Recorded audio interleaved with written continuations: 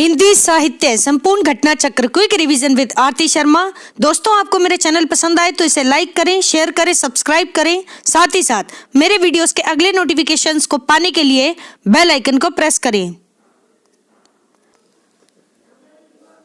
दोस्तों, हम कर रहे हैं हिंदी नेट जीआरएफ परीक्षा चयनित विषय आधारित प्रश्न जून 2009 से जुलाई 2018 तक के प्रश्न पत्र।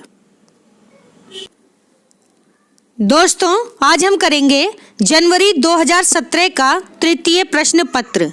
ठीक है, तो चलिए देखते हैं अपने अगले प्रश्न, गौर करेंगे।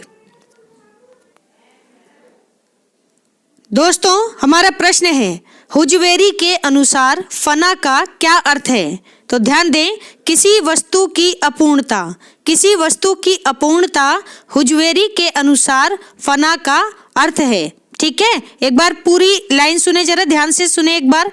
किसी वस्तु की अपूर्णता का ज्ञान और उसे पाने की इच्छा से विरत होना क्या है? फना का अर्थ है। ठीक है, फना का अर्थ है किसी वस्तु की अपूर्णता का ज्ञान होना और उसे पाने की इच्छा से विरत होना। ठीक है, किसके अनुसार? हुजवेरी के अनुसार फना का अर्थ है। देखते हैं अगला प्रश्न। अच्छा प्रश्न है ये जो अभी हमने करा। ठीक है, तो ध्यान रखेंगे। अगला प्रश्न है रास पंचाध्यायी। रास पंचाध्यायी किसके द्वारा लिखी गई रचना है? तो ध्यान रखेंगे, रास पंचाध्यायी एक तो नंददास की है दोस्तों, ठीक है, और एक रहीम की रचना भी है रास पंचाध्यायी। ठीक, अब ध्यान दें, यहाँ पे प्रश्न ये पूछ रहे हैं कि रास पंचाध्यायी किस छंद में लिखी गई है? तो ध्यान दें, रोला छंद में, रोला छंद में लिखी गई रचना है रास पंचाध्यायी। ठीक है, देखते हैं अगला प्रश्न, जरा ध्यान देना। मैं नारी अब पावन प्रभु जग पावन रावण रिपु जन सुखदाई। क्या है पंक्ति? मैं नारी अपावन प्रभु जग पावन रावण रिपु जन सुखदाई राजीव बिलोचन भव भय मोचन। राजीव बिलोचन भव भय मोचन पाही पाही सर नहीं आई। पाही पाही सर नहीं आई। तो दोस्तों, रामचरितमानस की उक्त चौपाई में कौन सा विचार व्यक्त किया गया है? तो ध्यान दें, किसका विचार व्यक्त है, ये है प्रश्न। तो ध्यान दें, अहिल्या पात्र का। ठीक है, अहिल्या एक पात्र है रामचरितमानस में जिसके विचारों को व्यक्त किया गया है इन पंक्तियों में। कौन सी? मैं नारी अपावन प्रभु जग पावन रावण रिपु जन सुखदाई राजीव बिलोचन भव भय मोचन पाही पाही सर नहीं आई। ठीक है, सर नहीं यानी शरण में आना। ठीक, तो रामचरितमानस की पंक्तियां हैं, चौपाई है पहली बात, और अहिल्या एक पात्र हैं जिनके द्वारा कही गई पंक्तियां हैं। ठीक है, देखते हैं अगला प्रश्न। अगला प्रश्न है, ध्यान दें, राम और सीता के विवाह के अवसर पर कवि ने मिथिला की स्त्रियों से गारी गीत गवाया है। तो ये पूछ रहे हैं कि राम और सीता के विवाह के अवसर पर किस कवि ने मिथिला की स्त्रियों से गारी गीत गवाया है? तो ध्यान रखें, केशवदास ने। केशवदास ने राम और सीता के विवाह पर मिथिला की स्त्रियों से गारी गीत गवाया है। ठीक है, ध्यान रखें। अगली पंक्ति है, जरा ध्यान देना दोस्तों, गौर करेंगे। अच्युत चरण तरंगिनी शिव सिर मालित माल हरि ना बनायो सुरसरी कीजो इंदव भाल। क्या है? अच्युत चरण तरंगिणी शिव सिर मालती माल हरि ना बनायो सुरसरी कीजो इंदव भाल। तो दोस्तों, इस दोहे के रचनाकार का नाम क्या है? तो ध्यान दें, रहीम। रहीम का दोहा है दोस्तों, अच्युत चरण तरंगिणी शिव सिर मालती माल हरि ना बनायो सुरसरी कीजो इंदव भाल। ठीक है, रहीम का दोहा है। अगला प्रश्न है, ध्यान दें, चंडी चरित्र। चंडी चरित्र, रामचरित, सुजान चरित एवं सुजान हित प्रबंध, इनमें से प्रबंध काव्य कृति कौन सी? प्रबंध काव्य कृति कौन सी नहीं है? तो ध्यान रखें, सुजान हित प्रबंध। सुजान हित प्रबंध प्रबंध काव्य कृति नहीं है। ठीक है, बाकी चंडी चरित्र, रामचरित और सुजान चरित, ये सभी प्रबंध काव्य कृतियां हैं। याद रखेंगे दोस्तों, ठीक है। अगला प्रश्न है, जरा ध्यान देना दोस्तों, क्या है? लिखन बैठी जाकी सभी गही गही गरब गरूर, लिखन बैठी जाकी सभी गही गही गरब गरूर, भय न केते जगत के चतुर चितेरे कूर, भय न केते जगत के चतुर चितेरे कूर। इस दोहे में सभी शब्द का क्या अर्थ है? तो ध्यान रखिए दोस्तों, सभी का अर्थ है चित्र। क्या? चित्र, यानी नायिका के समान।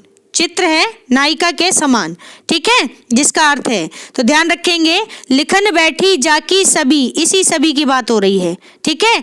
लिखन बैठी जाकी सभी गही गही गरब गरूर, भय न केते जगत के चतुर चितेरे कूर, ठीक है। तो इस पंक्ति में दोस्तों सभी शब्द का अर्थ है चित्र, ठीक है, यानी नायिका के समान, ठीक। अगला प्रश्न है, जरा गौर करें। गीति संग्रह, गीति संग्रह के रचनाकार कौन है? तो ध्यान दे दोस्तों, रस निधि, रस निधि की रचना है गीति संग्रह, याद रखेंगे। फिर है प्रश्न, शकुंतला नाटक, शकुंतला नाटक किसकी रचना है? तो ध्यान रखें, नेवाज की, नेवाज की रचना है शकुंतला नाटक, ध्यान रखेंगे। फिर है दोस्तों सूर सागर, सूर सागर के पदों का भावानुसरण करते हुए कृष्ण के जीवन का चित्रण किया है, किसने किया है? तो ध्यान रखें, कवि ब्रजवासी दास ने, कवि ब्रजवासी दास ने सूर सागर के पदों का भावानुसरण करते हुए कृष्ण के जीवन का चित्रण किया है, ठीक है, ध्यान रखेंगे दोस्तों। और सूर सागर किसकी रचना है? तो सूरदास की रचना है सूर सागर, याद रखें।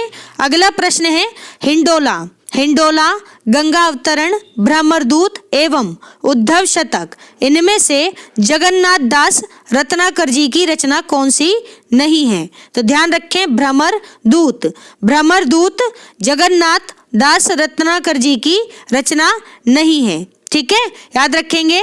इसके अलावा हिंडोला, गंगा अवतरण और उद्धव शतक, ये सभी जगन्नाथ दास रत्नाकर जी की रचनाएं हैं और 17वीं शताब्दी के कवि हैं कौन?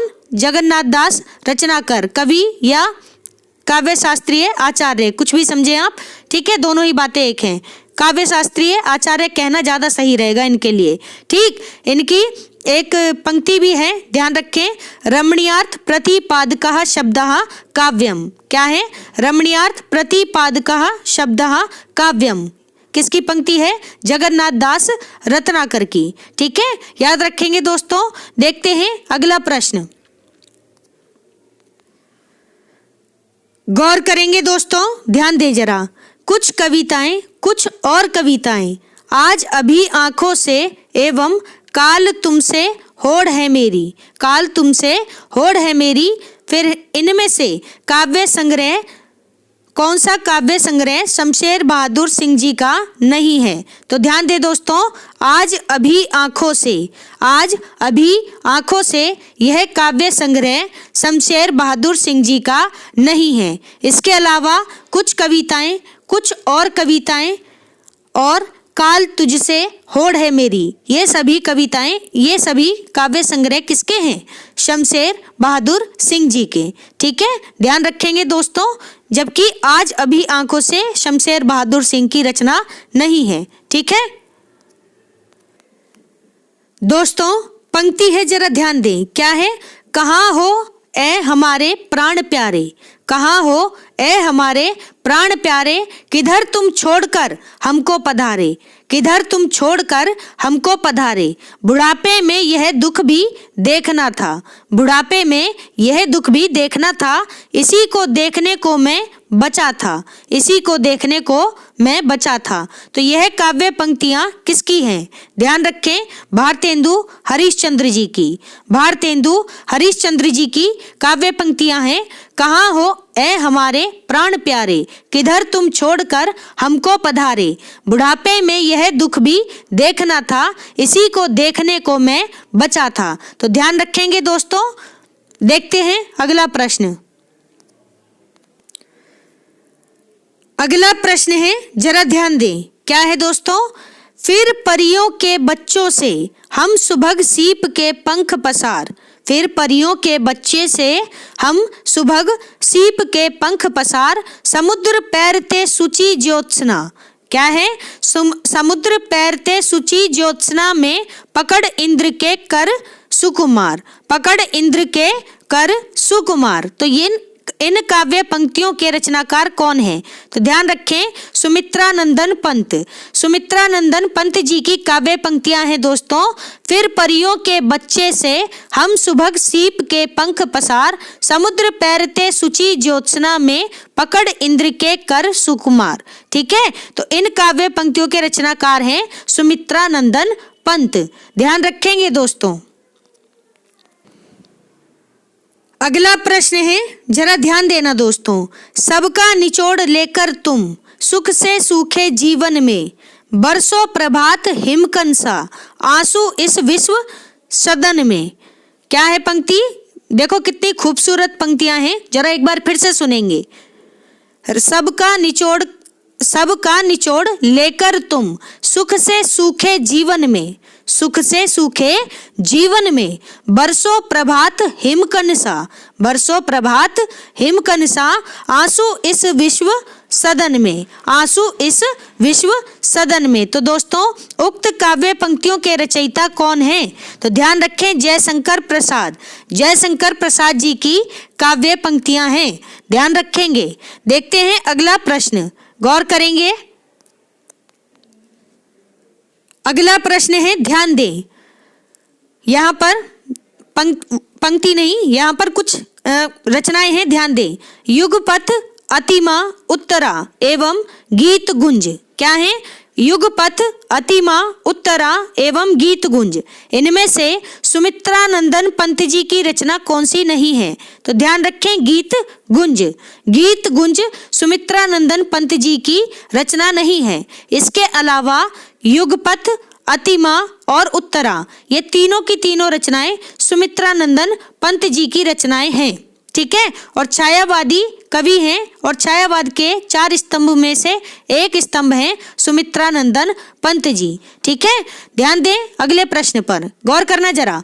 वीणा, गीतिका, निशा एवं नीरजा। क्या है? वीणा, गीतिका, निशा एवं नीरजा। इनमें से महादेवी वर्मा की रचना कौन सी है? तो ध्यान दें, नीरजा। नीरजा महादेवी वर्मा की रचना है दोस्तों। ठीक है, नीरजा, ध्यान रखना। और निहार इनकी, महादेवी वर्मा की पहली रचना मानी जाती है, ये बात भी याद रखें। ठीक है, गीतिका किसकी है? गीतिका है निराला की। ठीक है, देखते हैं अगला प्रश्न, जरा गौर करेंगे। कहाँ जाऊं, कहाँ जाऊं, इसको अच्छे से पढ़ते हैं, गौर करेंगे दोस्तों। पंक्ति है, जरा ध्यान देना। कहाँ जाऊं हर दिशा में, मृत्यु से भी आगे की। क्या है पंक्ति? कहाँ जाऊं हर दिशा में, मृत्यु से भी बहुत आगे की अपरिमित दूरियां हैं, अपरिमित दूरियां हैं। तो इस कविता की ये पंक्तियां कुंवर नारायण की हैं। पूछ रहे हैं कि किस कविता की ये पंक्तियां कुंवर नारायण जी की हैं। ठीक है, या ये प्रश्न ऐसे होना चाहिए कि कुंवर नारायण जी की किस कविता से ली गई पंक्तियां हैं ये? तो ध्यान रखें, आत्मजयी से। ठीक है, आत्मजयी रचना है किसकी? कुंवर नारायण जी की। ठीक है, कविता है, बहुत ही चर्चित है और बहुत ज्यादा पूछी जाती है आत्मजयी। तो ध्यान रखेंगे दोस्तों, कुंवर नारायण जी की रचना है आत्मजयी, जिससे ली गई पंक्तियां हैं। क्या है? कहाँ जाऊं, कहाँ जाऊं हर दिशा में मृत्यु से भी बहुत आगे की अपरिमित दूरियां हैं। ठीक है, ये बहुत ही खूबसूरत पंक्तियां हैं दोस्तों, आत्मजयी रचना से ली गई हैं। कुंवर नारायण जी की रचना है आत्मजयी, याद रखेंगे। ठीक है, कविता है इनकी। फिर है प्रश्न अगला, ध्यान दें। चौपट चपेट, चौपट चपेट और मयंक मंजरी। कौन सी? मयंक मंजरी।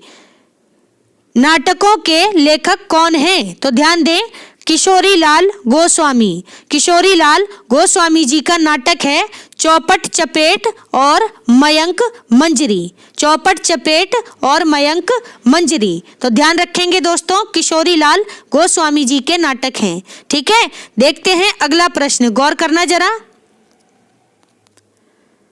अगला प्रश्न है डॉक्टर गोपाल राय। गौर करेंगे दोस्तों, प्रश्न है डॉक्टर गोपाल राय के अनुसार हिंदी में नॉवेल के अर्थ में उपन्यास पद का प्रथम प्रयोग किसने किया? तो ध्यान दें, भारतेंदु हरिश्चंद्र जी ने। भारतेंदु हरिश्चंद्र जी ने हिंदी में नॉवेल के अर्थ में उपन्यास पद का पहली बार प्रयोग किया। किसके अनुसार? डॉक्टर गोपाल राय जी के अनुसार। याद रखेंगे दोस्तों। अगला प्रश्न है, क्या है? चंद हसीनों के खतूत। क्या है? चंद हसीनों के खतूत। ठीक है, कहीं कहीं मिलता है लिखा हुआ चंद हसीनों के खतून, तो दोनों एक ही है। ठीक है, बात ध्यान रखेंगे। फिर है दिल्ली का कलंक। क्या? दिल्ली का कलंक। फिर है बुधुआ की बेटी। बुधुआ की बेटी। फिर है दोस्तों दिल्ली का दलाल। क्या है? दिल्ली का दलाल। इनमें से पांडे बेचन शर्मा उग्र द्वारा रचित उपन्यास कौन सा नहीं है? तो ध्यान रखें, दिल्ली का कलंक। दिल्ली का कलंक उपन्यास पांडे बेचन शर्मा उग्र द्वारा लिखित नहीं है। ठीक है, इसके अलावा चंद हसीनों के खतूत, दिल्ली का कलंक, बुधुआ की बेटी, दिल्ली का कलंक नहीं, बुधुआ की बेटी और दिल्ली का दलाल, ये सभी पांडे बेचन शर्मा उग्र जी के उपन्यास हैं, जबकि दिल्ली का कलंक पांडे बेचन शर्मा उग्र द्वारा रचित उपन्यास नहीं है। ठीक है, इतनी बात याद रखें। देखते हैं अगला प्रश्न। अगला प्रश्न है, ध्यान देना जरा। कर्नट कबीलों के जीवन यथार्थ के विविध पक्षों पर आधारित उपन्यास कौन सा है? तो ध्यान रखें, कब तक पुकारूं। कब तक पुकारूं रांगे राघव जी का उपन्यास है और कर्नट कबीलों के जीवन यथार्थ के विविध पक्षों पर आधारित उपन्यास है। कौन सा? कब तक पुकारूं। याद रखेंगे। अगला प्रश्न, अरुण और मधुलिका। अरुण और मधुलिका किस विधा या किस कहानी के पात्र हैं? तो ध्यान रखेंगे दोस्तों, पुरस्कार कहानी के पात्र हैं। पुरस्कार कहानी किसकी है? जयशंकर प्रसाद जी की कहानी है, जिसके पात्र हैं अरुण और मधुलिका। ठीक है, याद रखना। फिर है अगला प्रश्न, भाग्य रेखा, काठ का सपना, वांगचू एवं निशाचर। इनमें से भीष्म साहनी द्वारा रचित कहानी संग्रह कौन सा नहीं है? तो ध्यान रखें, काठ का सपना। काठ का सपना भीष्म साहनी द्वारा रचित कहानी संग्रह नहीं है, यह मुक्ति बोध का कहानी संग्रह है, काठ का सपना। ठीक है, ध्यान रखें। इसके अलावा भाग्य रेखा, वांगचू एवं निशाचर, ये क्या है? ये भीष्म साहनी द्वारा रचित कहानी संग्रह हैं। फिर है अगला प्रश्न, ध्यान देना। आधुनिक ईरान की पृष्ठभूमि पर रक्त रंजित इस्लामी क्रांति, रक्त रंजित इस्लामी क्रांति का चित्रण किस उपन्यास में किया गया है? तो ध्यान रखें, 7 नदियां एक समुंदर। 7 नदियां एक समंदर। इस उपन्यास में आधुनिक ईरान की पृष्ठभूमि पर रक्त रंजित इस्लामी क्रांति का चित्रण किया गया है। ठीक है, याद रखेंगे, 7 नदियां एक समुंदर उपन्यास में। देखते हैं अगला प्रश्न। अगला प्रश्न है, जरा ध्यान दें। इंसान के खंडहर क्या है? रचना है दोस्तों इंसान के खंडहर, पाजेब, नीलम देश की राजकन्या एवं वातायन। इनमें से जैनेन्द्र कुमार द्वारा रचित कहानी संग्रह कौन सा नहीं है? तो ध्यान रखें, इंसान के खंडहर। इंसान के खंडहर जैनेन्द्र कुमार जी द्वारा रचित कहानी संग्रह नहीं है। इसके अलावा पाजेब, नीलम देश की राजकन्या एवं वातायन, ये तीनों की तीनों कहानी संग्रह जैनेन्द्र कुमार के हैं। ठीक है, याद रखेंगे दोस्तों। ठीक, अगला प्रश्न है, गौर करें जरा, यहाँ पर पंक्ति है, ठीक है, देखते हैं पहले क्या है पंक्ति, गौर करेंगे। विचार है ये, वैदिक सूक्तों के गरिमामय उद्गम से लेकर लोक गीतों के महासागर तक जिस अविच्छिन्न प्रवाह की उपलब्धि होती है उस भारतीय भावधारा का मैं स्नातक हूँ। ठीक है, क्या है पंक्ति, जरा ध्यान दें। वैदिक सूक्तों के गरिमामय उद्गम से लेकर लोक गीतों के महासागर तक जिस अविच्छिन्न प्रवाह की उपलब्धि होती है उस भारतीय भावधारा का मैं स्नातक हूँ।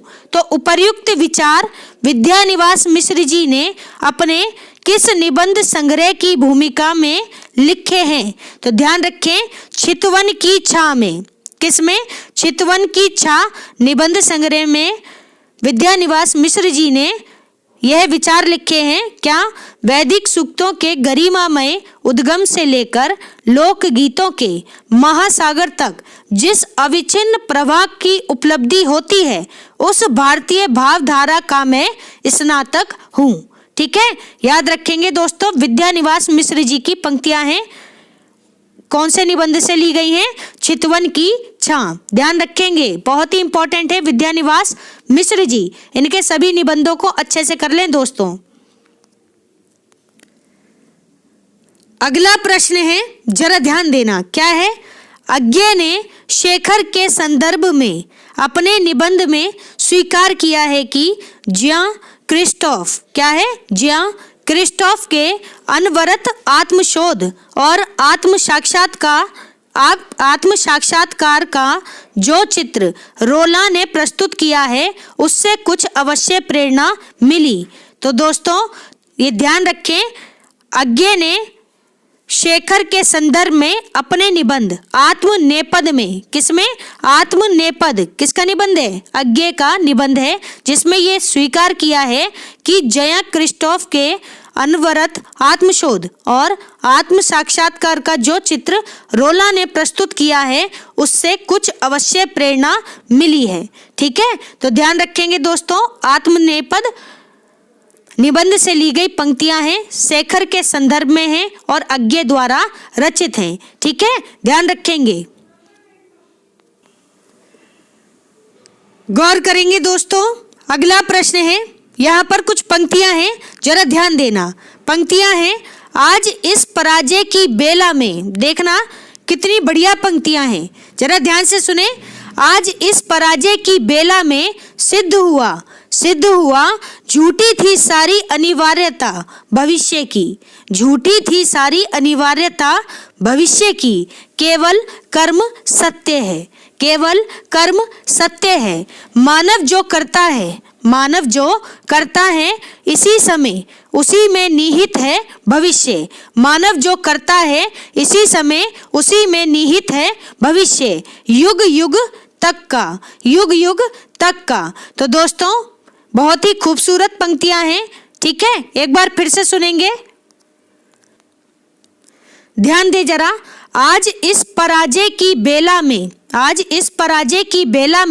सिद्ध हुआ झूठी थी सारी अनिवार्यता भविष्य की, केवल कर्म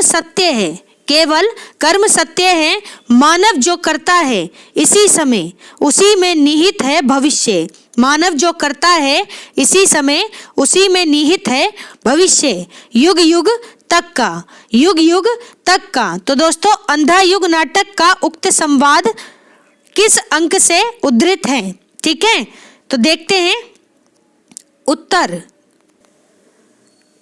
गौर करेंगे दोस्तों, पशु का उदय अंक से, किससे?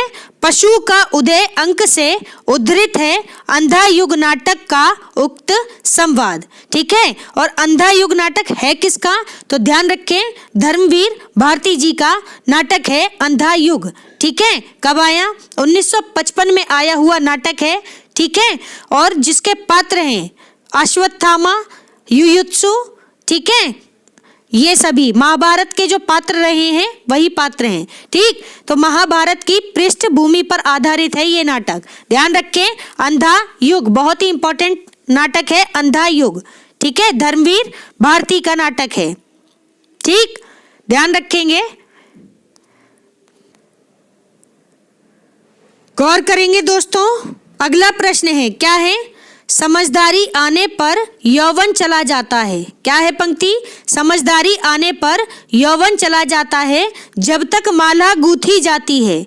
जब तक माला गूंथी जाती है फूल कुम्हला जाते हैं। फूल कुम्हला जाते हैं। तो जयशंकर प्रसाद की कृति चंद्रगुप्त नाटक का उक्त संवाद किस पात्र द्वारा बोला गया है? तो ध्यान रखें, चाणक्य द्वारा।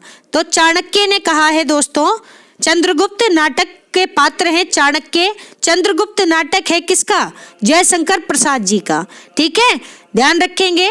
और चाणक्य ने कहा है, क्या कहा?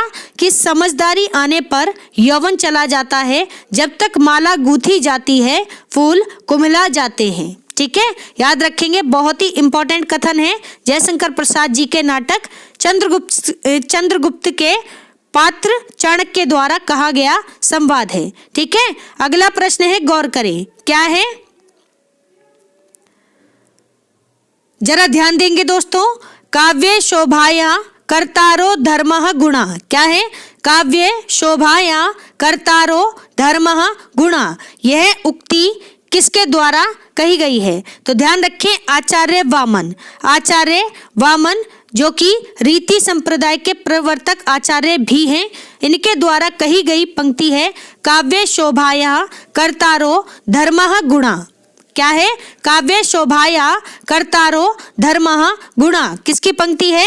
आचार्य वामन की पंक्ति है। ठीक है, अगला प्रश्न है, जरा ध्यान दें। जहां समानार्थक विशेषणों से प्रस्तुत के वर्णन द्वारा, किसके वर्णन द्वारा?